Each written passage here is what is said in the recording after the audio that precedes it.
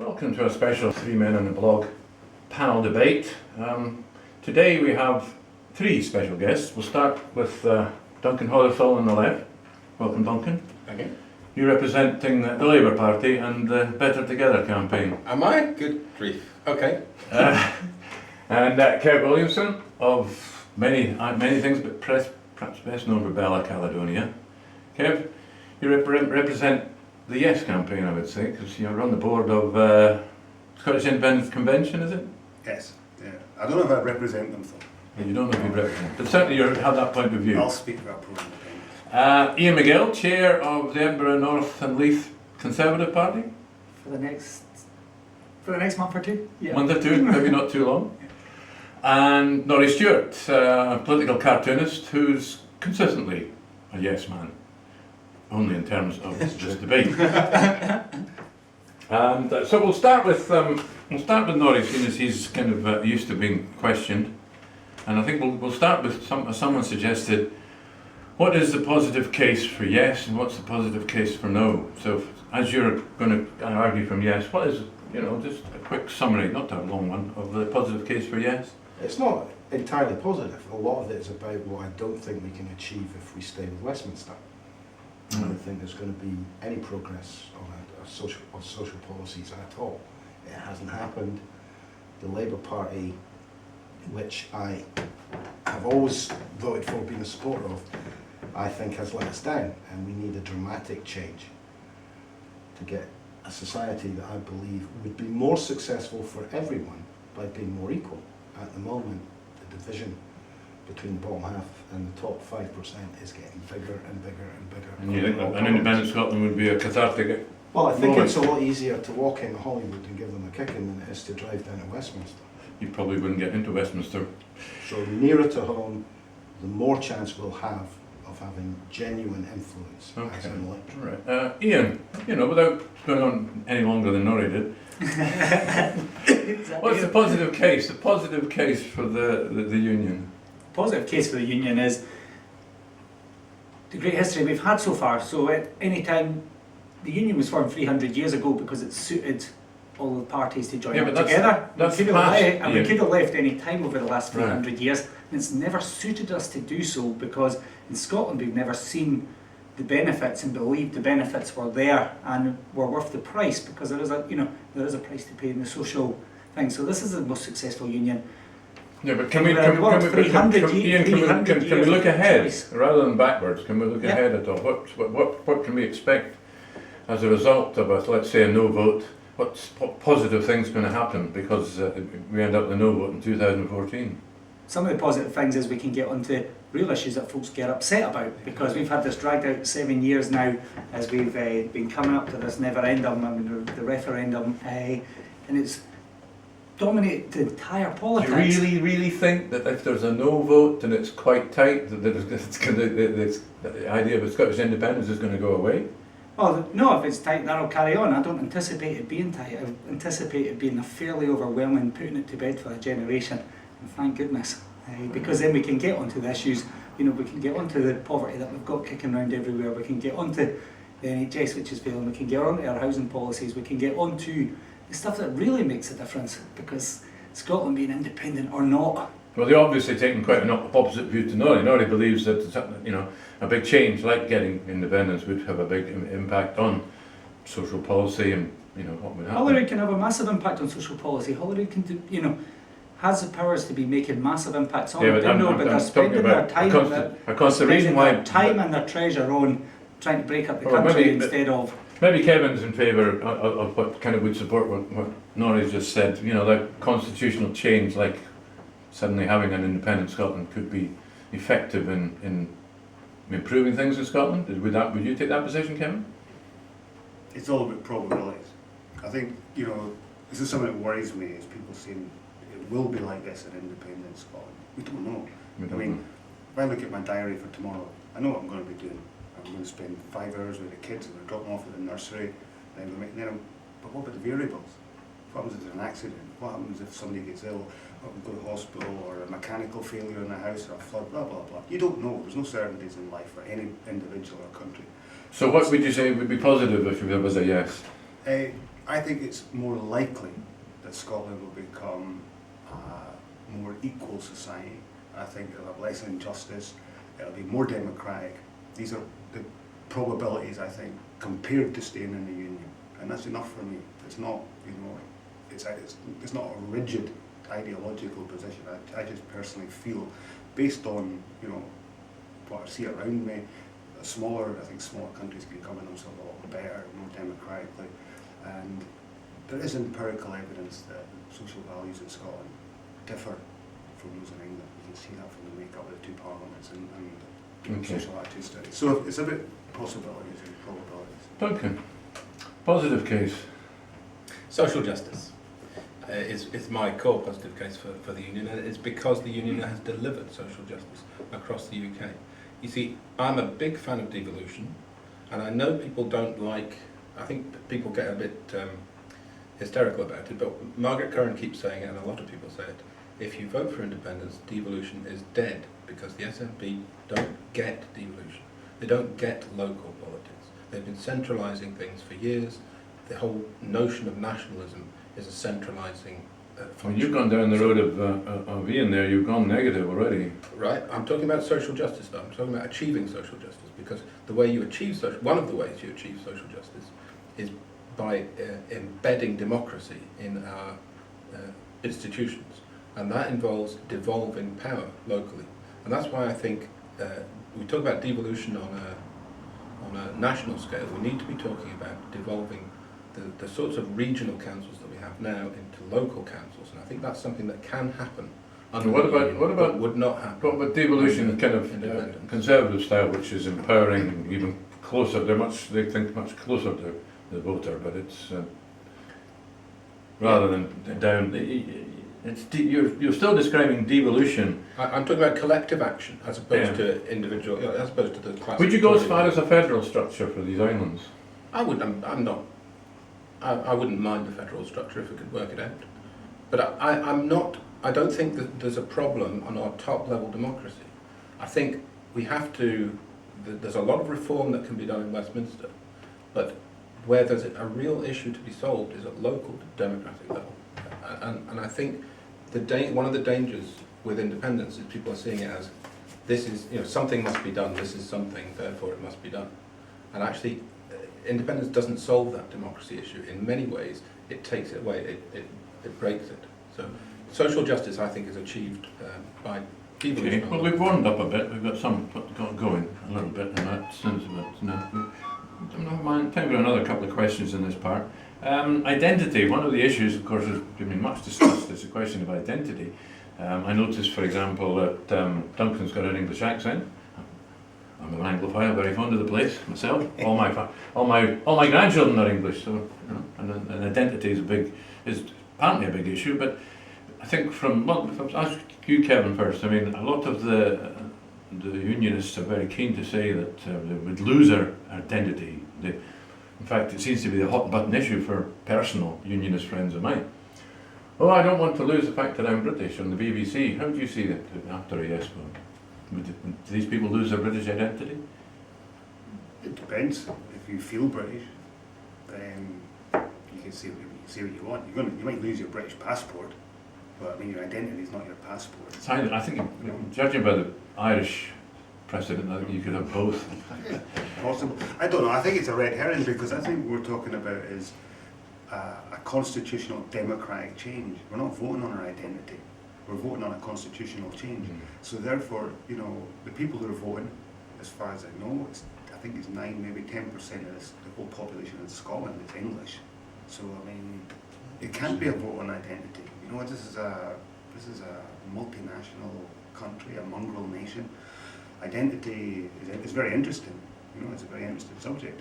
How our identities develop, but it's not what's going. This is going to be fought. This will be fought in democracy. Where's the best democracy? Where's the best place? Well, there's a government from London or government from Edinburgh, and I would imagine that will probably be, when it's boiled down to the reader of the Daily Record or the Sun, that's about all they'll be thinking about. Where is the government going to be coming from, Edinburgh or London? Iain, your party is frequently seen as an English party these days. Well, that's not because there are no Tories in Scotland. You obviously represent Tories. it's convenient for some folks. It's convenient for some folks to paint us in that way. But you know, consistently we're getting about 400,000 Scots voting Conservatives. You know, we've got. I'm sure after independence we'll still have Tories. Yeah, absolutely. Though the radical independence movement tried to tell me the other day it would be a Tory-free Scotland. They couldn't tell me where the 400,000 of us were going to go. But when it comes to identity, the thing that makes me angry, I was going to say makes me sad, but makes me angry is the way certain people have tried to paint what your Scottish identity should be. So I'm fiercely Scottish, I'm fiercely British, but just because I'm fiercely Scottish does not mean that I'm going to be voting. Yes, I'm not, but you don't see it as an issue. You don't think identity is going to be an issue? No, I think it might be, but you know, I get really angry at the moment. You know, for instance, I've stopped enjoying going away supporting Scotland football team now because the sort of tartan army pushing, let's be Scotland, you know, let's be free, let's go and let's boo the national anthem when we're playing England or Northern Ireland or even Liechtenstein because it sounds like God Save the Queen. Let's be political Scottish identity stuff. And I'm going, I'm as Scottish as you guys, but I'm not going to boo Liechtenstein because their national anthem sounds like God Save the Queen. It does sound like a Mickey Mouse, yeah. Yeah, but you know, that politicising of the Scottish identity and the sort of trying to claim that for one side of this debate. Well, Norrie's a good example of a man who's sort of Scottish. He wasn't born here. No, my father had to leave Scotland for work because there wasn't any work. I was born in Bahrain,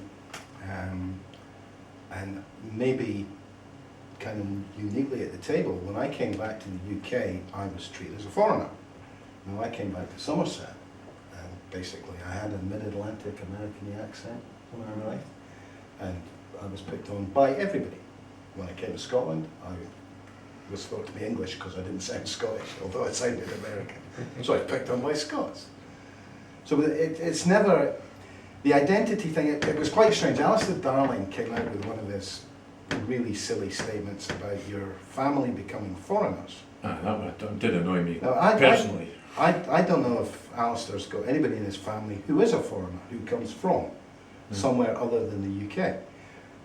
I've got a sister-in-law from Spain. Now, when she married into the family, she became family. She ceased to be a foreigner, because on the scale of things, family's first. Do I feel British? No. Have I ever felt British? No. I haven't, but that might be unique to my circumstances. I've always felt Scottish. My parents are Scottish. I had Burns quoted at me. I had a kilt at 4 years old, you know. So I've always thought of myself as Scottish. Do I have a problem with any other part of the UK? No. I have family all over the UK and all over the world. Well, look, Duncan, you're the man with the accent that's slightly different in the room. What do you feel about this question of identity? Is it going to be an issue? Is it an issue? I hope accents aren't going to be an issue. I've actually lived in Scotland longer than I lived in England, and my parents moved from Edinburgh to Stoke before I was born, but my two eldest brothers were born in Scotland and now live in England. Myself and my next up brother were born in England and now live in Scotland. I think that's probably pretty typical. We're all a bit like that. Exactly, and so the question of my accent, I think, is pretty irrelevant. I hope it's pretty irrelevant, but it's interesting that this stuff doesn't go away. This you're not a real Scot does not go away, and there's that unpleasant underbelly in the debate that we all sides need to try to counter, because it is a political decision that we're making. We're not choosing a family. This isn't about who your mum and dad were or where you were born. It's about politics, and it's about the Constitution. And you have an opinion, and if you're registered to vote in Scotland, then you're able to express it. Full stop, as far as I'm concerned. I think naive's the wrong word. Let me put it this way. When you go to war, you don't go to war for politics. You don't fight for your own country, you fight for the guy standing next to you. It's an emotion that drives you forward. Okay, we're into a war analogy, are we? What I'm saying is, this idea that it's about nationality and not about family, you're missing the point. I didn't say it was about nationality. Well, It's about the constitution. politics are nationality. But yeah, the issue of nationality is where it becomes a problem, because that is a whole family thing. Okay, leave it with family. Because Everybody can understand that. but it's not about family. It is. It's about the future for my kids. It's about the future for my grandchildren. But you can change the future for your kids by voting in a different way. No, I can't. You don't change it by changing No, I the can't. constitution. All right, come on, you guys are getting Yeah, slightly it's down. a- Let's Ian's got something This to is say. another emotional pitch that I think is actually one of the weakest arguments that I hear when it comes to the independence debate. Why do you want an independent Scotland? I want a better future for my kids. And do you know, what is that? I've not got any kids, I want a better future for everybody's kids. Is that unless, is that view negated because you trouble No, because you've no. got kids, I've got kids, I want a better future. The problem is, I've voted it's such a consistently since I could for essentially the situation to carry on as it is. I voted Labour, who promised all sorts of things and delivered nothing. I've never voted Tory because they have delivered what they promised and are doing it now. And I don't like it. What I want is a smaller unit answerable more immediately to me. And I don't disagree with taking your democracy down as low as you can. But Labour haven't delivered that, So and they're not going to. hang on, who are you going to vote for in an independent Scotland? I'll probably vote SNP at the next election. Right, because you like their policies. I assume. Because Please tell me it's because you like their policies. because they've delivered on policies that I like.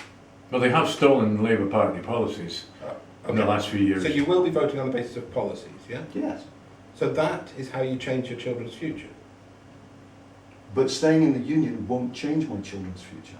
We'll get more of the same. Hang on, you say you voted Labour all your life. That means Yeah. you voted for the UK government in 4 out of the last 5 Yeah, and they elections. didn't do what they promised to do. Okay, With but, one but honourable in exception, Scotland, the tax government credits. will do what they promised. Is that what you're telling me? No, but that's what I'm hoping. I can't guarantee anything So- any more than you can. So what's the basis Can you of this guarantee? vote? Can you guarantee me that Labour will deliver on their manifesto in 2016? I can't guarantee you anything. But right now, I have to say, gentlemen, it looks highly unlikely following the article by Mr. Wilson this morning. Yes, Kevin? There's another factor that comes into play here, and it's one that's not often discussed, is that Scotland has a chance to create a new democracy. I think that's where I would come from. There's a 21st century democracy. What we have in Westminster is not even really 20th century until you get rid of the House of Commons and Especially the House of Lords. etc. I mean, the House of Commons is the House of Lords. The House of Lords is a very strange thing, even in European democracy, to have this unelected body. Some of them are bishops who get a place in government. This is a partial theocracy we have. It's legislature, to be specific, but But the House of Lords, this is not even a fully formed democracy. What's happened is Westminster has become, it's become ossified, if you want.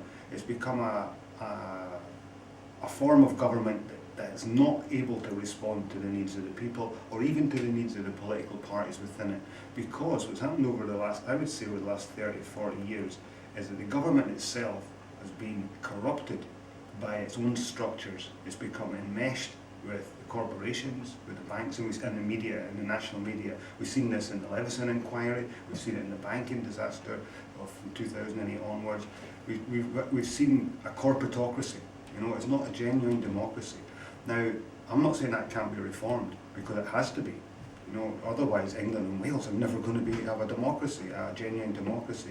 But for me, we've got a chance to build something that's different, where government, we're going to create a new democracy, where government isn't fused with the banks, it isn't fused with the national corporate media, it isn't fused with big business. It has a chance to do that now, like we're talking about probabilities. That's not guaranteed either. But it seems to But me it's that not possible. it's worth asking Duncan his opinion on it, because most of what you've just said, Duncan will turn around and probably say the Labour Party can deliver that.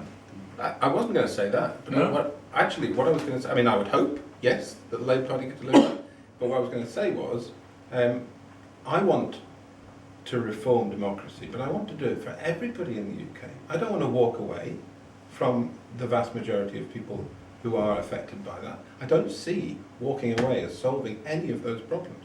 You can't just cut off a wee bit and say, we can do it better here, because as soon as you get structural problems in your wee bit, you'll want to cut off another wee bit at the top. It's not how you solve problems. I want to get into Westminster, I want to win the argument on Trident, win the argument on vote reform, and actually do the politics in the UK. And I feel it could create a crisis. Scotland breaking out of the British state. I think it could create a crisis where people actually have to think about Westminster, because if people in England and Wales see our democracy developing in a much more progressive way, they're going to start thinking, wait a minute, we want a piece of this. Can I throw in probably a hero of most of us, Billy Bragg, a great folk singer and good spokesman for the people. He's a great supporter of Scottish independence on the basis of kind of what the argument Kevin's making. There's really little difference between the argument that Kevin's making and Duncan's making, except that the conclusion is different, based on, I would say to some extent, your view, Duncan, is rather utopian, given that the history has not proved that the Labour Party delivers very much these days. That's an odd argument against. I think that the whole, you're talking about a utopian argument. I mean, this is the basis of that part of the discussion, is Scotland could become what we want it to be, the ideal democracy. And all I'm saying is UK could become the ideal democracy as well. And I care also about the 60 million people, not just the 5 million. But I have to say, so do I. I care very much, because as I say, my family is growing in England, and I have more relatives in England, and not just close relatives. I've got goodness how many in-laws. And I just don't. I can see it shaking up English politics in a positive way if we get a yes vote in Scotland. I can see the Liberal with a small L and the left in the south of England, which is kind of ossified at the moment outside London, suddenly realising that we don't have to put up with this. I was actually I've only voted Tory once, and it was. Do you know how backward this place was? It was a parish council. I voted for the Tory because he wanted to kick out the Lord of the Manor. It was the bourgeois revolution. It was still going on. I can't believe you kicked out the Come on, Iain. I can't believe you kicked out the poor Lord of the Manor. Terrible. He lost. The poor put upon Lord He of the lost. Manor. Damn those revolutionary Tories. Again, the whole thing's utopian. I'd be Duncan and wanting a bigger positive future for the whole of the UK. But again, I am interested at the way the yes and no get themselves painted in. So yes, really want to be saying we're talking for the real Scots. We're the authentic Scottish voice, and the no, they're the authentic voice of England. But of course, there's a whole lot of folk down. They say the English party's trying to tell us what to do. This is London trying to impose their will on us. And of course, there are many people down south in Englandshire who would love Scotland to become independent. They would see Scotland. They would have lots of different reasons for that. Whether they're true or not, but there are many down there. Some of them might be quite negative. Some of them might be quite negative. Some of them might be quite positive. Some would argue. Some would argue that it would ensure a Conservative government forever in England when. Well, we've heard that story many times. When Labour's 60 MPs are, the bloc Scottish vote in Westminster for Labour there, and that's taken out of the equation. It would secure a centre-right future for England, Wales and Northern Ireland, and that's got to be an attractive idea for many.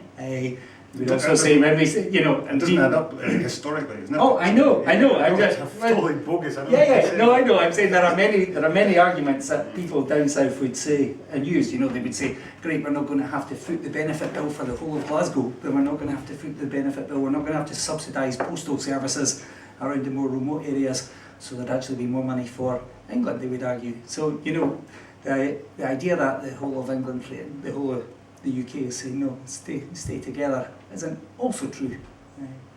Right. Can we, thank you very much, gentlemen.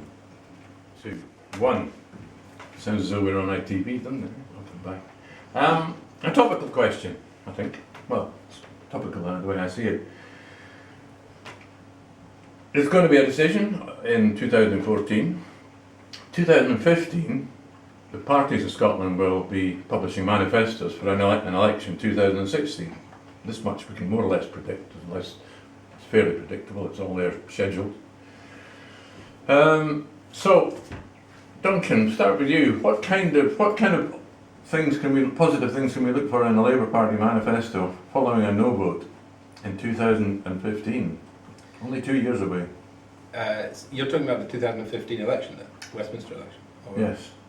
No, I'm talking about 2016. The manifestos will come out in 2015 for a 2016. Normally they come out 6 months before. Really? Goodness. Well, normally a wee bit closer. Is it? So you're asking about devolved? But you've certainly developed, discussing We've the developed manifestos. policies. So and we're you're doing developing that at the moment. policy. There'll be fantastic policies. That sounds a little... I'm starting to wonder, I need to go watch, what's this programme on Tom Telly called Utopia? You really are becoming a utopian politician here. Labour values don't change. I would hope we're going to produce a manifesto based on Labour values, because the ones that we've produced recently, not based on Labour values, haven't been that successful. There've been to some extent, there've been conflicting policy announcements for what's happening in Scotland and what's happening in Westminster, and they don't actually add up. Indeed, and I think we're getting to the stage in the Westminster cycle where policies are starting to come out, and I think it's important to recognise where these cycles run, because really the Scottish Party, all the Scottish parties, are not in the process of deciding manifesto policies at the moment. They're in the opposition are criticising government policies, and the government's obviously implementing their manifesto. Can you see an endemic conflict between attracting Labour's back to Labour, potential Labour voters in the south east of England, and then a policy to maintain your vote in Scotland? Because it's almost like they're completely two different policies you need. I think people are much more similar across the UK than we think. I mean, there are more Tories in the south of England, and we're not going to persuade all the Tories in the south of England to vote Labour. But as I say, we go back to Labour values. You talk about how manifestos are produced 6 months in advance. Well, they're developed, and we kind of get to know before they're finally published. But the way elections are fought on the basis of key lines, and in fact some of the key lines that Labour produced were produced about 4 weeks out from the election, and had absolutely no relationship to the policy platform that had been democratically developed. So I think from where I would like to see it, I think there's a much bigger push towards collaborative policy development in Labour at the moment. I can't put policies on the table because we're not at that point in the cycle. But I do think we are moving closer again to Labour values as opposed to the oppositional. Okay, and as a personal revelation to us all here, are you close to the formulation of this policy in Scotland? I am not. Do you have a formal position in the Labour Party? No, not beyond being on the exec of my CLP. But that doesn't give me a great fielding of. Just thought you might reveal something interesting for a headline. Kevin, right, Kevin,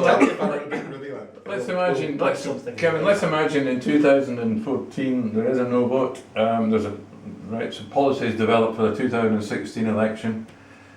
What do you think the unions? What kind of positive things do you think they could possibly come up with? Of the three, I'm loading that question rather. yeah, the three parties. Yeah, the three. Well, no, I think the Conservatives and the Liberals are in government in Britain, so it's not going to It's not going to be any different for those two parties. I wouldn't imagine so. I'm not going to see them breaking ranks through the Westminster government.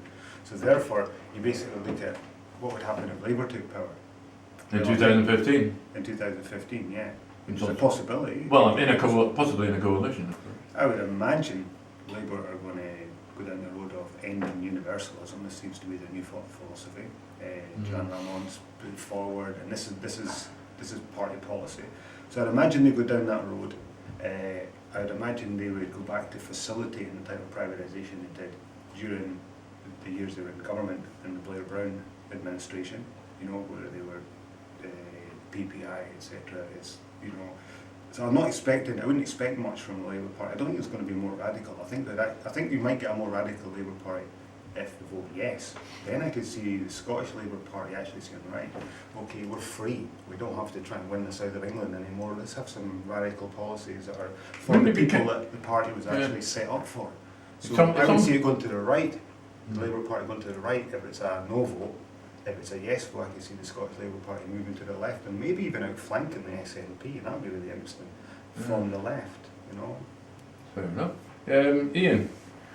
Yeah, there's some clear indications already from all the parties as to what they're going to be running on.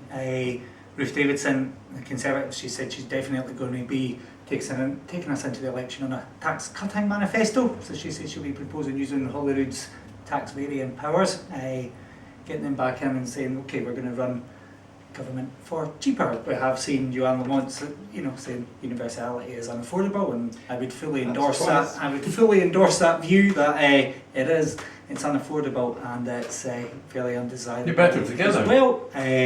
So we're getting some key indications already of where the parties would be keen to go. Ruth this last week, she drew a line in the sand, or was it a red line she called it, in her campaign to become the leader, and she seems to have already swung considerably towards Margaret Fraser's position. The joy of politics is what is a clear, But I can be very clear today as we started off. I can be very clear today. Yes. She didn't actually. Interestingly enough, she didn't actually build too many bridges immediately after she won that leadership election. But now that a year down the road, she seems to be deciding that perhaps a bit more independence of a Scottish Tory might be a good idea. Would you like to see an independent Scottish Tory party, even if there was still a no vote?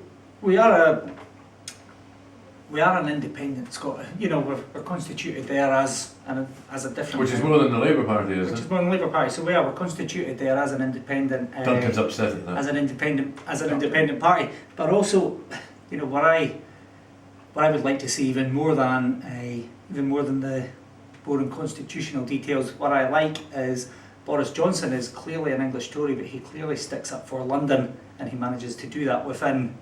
He's seen very clearly as he's an advocate for London, and if he's got to go against the Prime Minister a little bit, he's not shy to do that because he's sticking up for London, and he can do that within. It's quite easy to stick up for London. Well, there's a lot of people who will back him in London. There's a lot of big, powerful money. Cameron's really sticking the boot in the city of London and the wealth of London. He's really going for it. It must be shocking. I mean, the Londoners are reeling under the attack. Reeling. But there is within the party there is the sort of strength there to be sticking up for your areas, and it is. We could expect Conservative type politics. The Conservative Party at the moment is a fairly rebellious party, and that's very healthy. And I think. Is this across the UK or no, across the also in Scotland? Yeah, no, across the UK we're a fairly rebellious party at the moment, but only across the UK, not in Scotland. No, in Scotland. Scotland's part of the UK. You've not got your vote yet. Just locally, Scotlandshire then. Scotlandshire, yeah, we're a very rebellious party. It's good. Right. And we are cutting our own way. If we get to that stage and we've got a no vote in 2014, and they're coming out with their manifestos about developing policy for a 2016 election, what do you see? What do you see the no vote, the no parties I fear going to offer? Are they going to offer what are they going to offer the electorate? I fear that the Labour Party will follow what's happening at Westminster, which isn't good for the Labour Party. They need to be seen to stand up. The great advantage the SNP's got is they're seen to stand up for Scotland. It's part of what you're saying. Both the Tories, Labour, and who's the other lot? No, Greens, Patrick have a difficulty with that. They do have masters in London, and they're going to be constrained with, they can't come out with diametrically opposed policies for Scotland. But it would be good if they got up in Parliament for them, not necessarily for Scotland, but for them as parties, if they could stand up and at least look like they're fighting Scotland's corner, which at the moment they don't particularly look like. Duncan's gagging to say something. Well, I was actually going to steal your thunder about Joanna, but I'll let you do it. The good thing about the whole debate, yes or no, there's going to be a whole swathe of people politicised who are going to have an interest. So even a no vote is going to be beneficial to the democracy in Scotland. Kevin, you're looking quizzical, but... No, I think if there's a no vote, Scotland will be no change. If you vote no, you are voting no, you're voting for nothing. You're voting for no change whatsoever.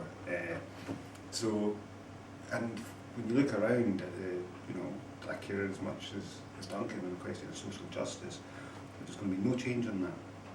We're the fourth most unequal country in the world, and Britain is moving towards being the most unequal country in the world. This is no great thing to boast about. That's the direction we're going. So as far as being healthy for democracy, I actually think it's going to drive people away from democracy. I would make a prediction here. If we get a no vote, then the turnout in the election in 2015 will be so low that it's going to stun people. It's going to stun people how The Scottish the turnout in the Scottish Holyrood election in 2015. 2016. Sorry, 2016 will be the lowest yet, and it will be so low that people will be disengaged Alright, from well, democracy. That's a prediction. Right, Duncan, you still? I have to say, I don't agree with that. I think actually Norrie's point is bang on. That even whatever the outcome, people I think will be politicised by this process. There was two things that were said twice that I did want to just come in on. One is that the status of the Scottish Labour Party. The Scottish Labour Party is devolved within the UK Labour Party, which means it matches the structure of the UK very neatly. We do have policy making is separate in the Scottish Labour Party. It's a devolved party, just to clear that up. Also on universalism. Just a moment. Right? Just a moment. But we'll come to universal in a second. Let me see. The line of management for the new General Secretary of the Labour Party office in Glasgow is direct to Westminster, is it? Not to Joanne Lamont. Line management, that's nothing to do Well, with the General Secretary of the party. You mean Whoever it is will be answerable to. you mean human resources? Yeah. Yes, will be answerable to someone in London, not to the party Not on politics. leader. Not on politics. I mean, you're talking about a corporate structure there. Fair enough. But isn't that? That doesn't mean politics come from London. That's okay. I just wondered how the Byzantium British Labour Party managed to maintain We've just had a statement that you are devolved, but you're not devolved. We've just had a radical reform of the party, and one of the key things was to devolve fully the decision-making, policy-making process of the party. It doesn't look like that. It looks like Anna Sarwar's pulling the strings behind Joanne Lamont. Anna is the deputy leader of the We Scottish know Labour he Party. is officially, Labour MP in Sorry, Westminster. but he looks as though he's pulling strings. He works for Joanne. Ah, right, okay, I Who believe does he you. work for when he's in Westminster? The Scottish MPs are part of the Scottish Labour Party. Right, so They take the If- UK Labour whip because because we live so they in the take United UK Labour Kingdom. whip, so his boss is head, Yeah. right? But when he But in crosses terms the of, border, his in boss terms of is Joanne. Scottish All right, politics, well, we're getting a bit It's very arcane. similar to the SDLP in Northern Ireland. You take the Labour whip, but they would not say they were English Aye, Labour aye. MPs. They would say they were. Duncan, it's a SDLP. devolved party. Duncan, but let's be fair. It is a little arcane to the average viewer and listener. Perhaps I shouldn't have asked the question. Can we finish up with a topical issue then, that we could all just have an Is he going to opinion do on? universality first? I want to Let talk him- about universal. Let him answer. Oh, I'm to universal then, I beg your pardon. Just for 1 minute, just Yes. to clarify, Scottish Labour is not abolishing universalism. Schools and hospitals we are absolutely committed to. The issues around universalism have come because the SNP have extended it. Now, it strikes me that if a political process can extend universalism, then a political process can also contract universalism, and we shouldn't be screaming from the hilltops if somebody talks about that process.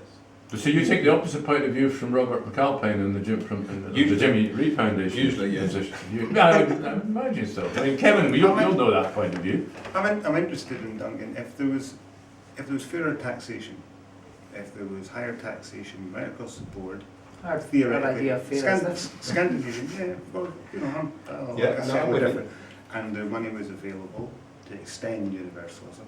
Would you support that? Absolutely, yeah. So so what we're talking really is about taxation here.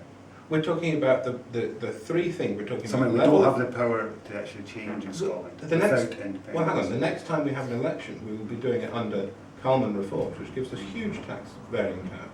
People pretend we have no tax-varying powers now. We actually have tax-varying powers, and we have had since 1990. I mean, The Conservatives have stated already, Ruth has stated, we're going into a manifesto, there'll be a manifesto commitment, and we'll be going and arguing for tax cuts. Now I anticipate that some of the progressive types, progressive lefty parties will be saying, oh, we'll go in on tax rises then.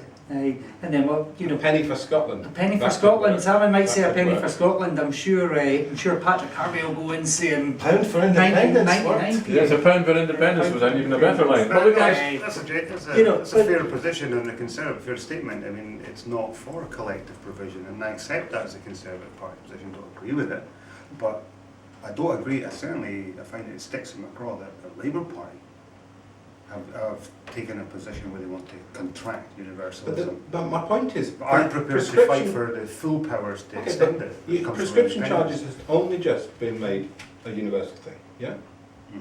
in the last few years. So why does that become a golden calf? How can any step in that direction be immovable? I think that was answered by Robin McAlpine. I mean, the point is universalism is if you've got, especially if you personally got, know people who are quite well off and they've got universal benefits, like child benefit, and they're living in Spain or somewhere, or they could even be 100,000 a year. But the point is that you recover through direct taxation from the No, I'm not arguing against and universalism. that's what usually universalism works. But it also means that they feel part of the system. No, I'm not arguing against universalism. I'm arguing against the idea that as soon as you extend universalism, that becomes the immovable wall.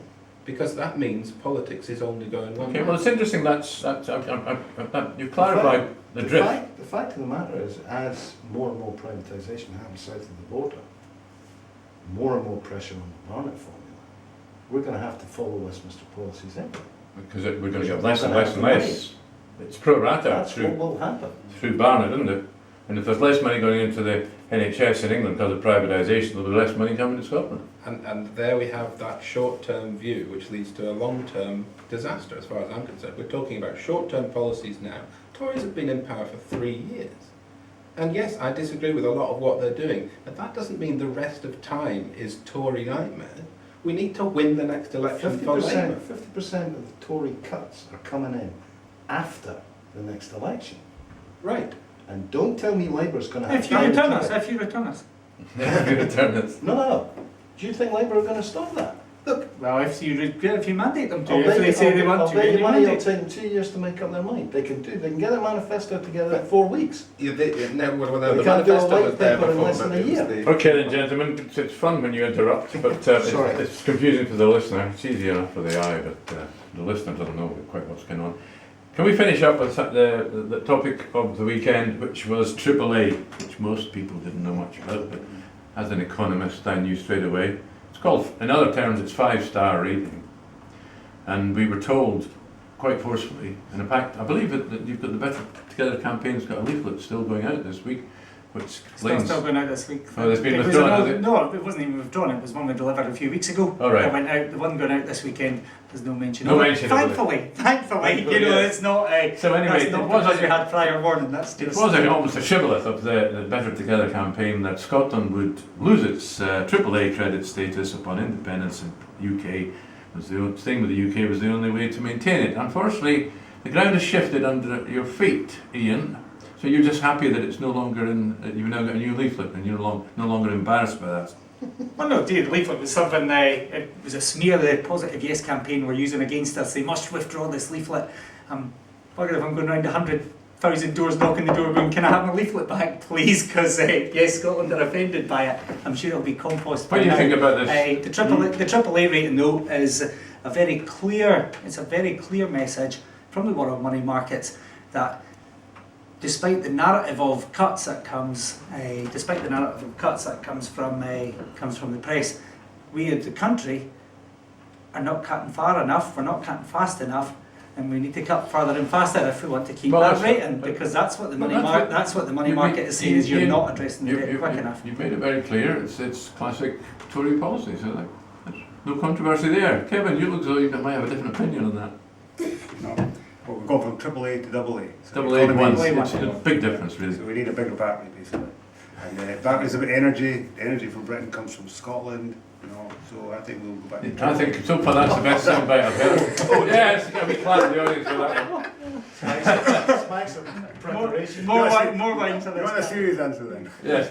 No, I just showed you that all that stuff that's been said about the British economy is actually, it's not really true. It's not a strong economy. It's actually a very weak economy based on banking and services. There's only 2 million people working manufacturing in the whole of Britain. We've got an economy in Britain here that is very unstable. And I think that the illusion that the pound's strong and the illusion that the British economy is strong and it's somehow going to survive the machinations in Europe and whatever comes next around the corner is a total illusion. And they've been lucky to a certain extent. I think the British economy has been lucky. But it's not going to last for long. And whenever a crisis comes, that could go lower. I mean, you don't know what's around the corner with Europe and sterling. Sterling could have a run on it. I mean, there's all sorts of factors involved here. Well, we are running out of time. Has anyone got a final gem like Kevin come out with there to wind up with? You're looking directly at me there. I've got to come No. A Kevin-esque gem. Well, I'll just say thank you very much to Duncan Hothersall, Kevin Williamson, Iain McGill, and Norrie Stewart. And thanks for listening, everybody. And